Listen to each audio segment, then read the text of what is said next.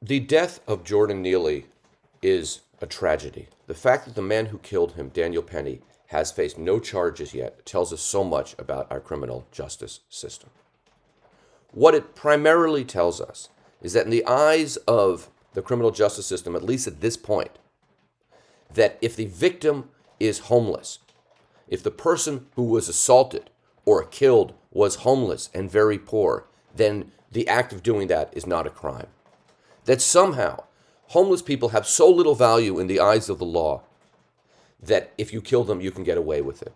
And what this tells us is that in the eyes of the law, the crime is being homeless, which is to say the crime is being very poor. Daniel Penny has asserted that Jordan Neely was threatening him. But anyone who has ridden the New York subway, as I have for almost my entire life, knows that there are things that happen on the subway all the time that some might interpret as threatening.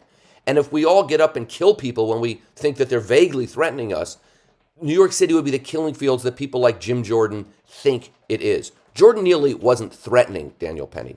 He was annoying Daniel Penny. And he was annoying other subway passengers. And for that, he was killed.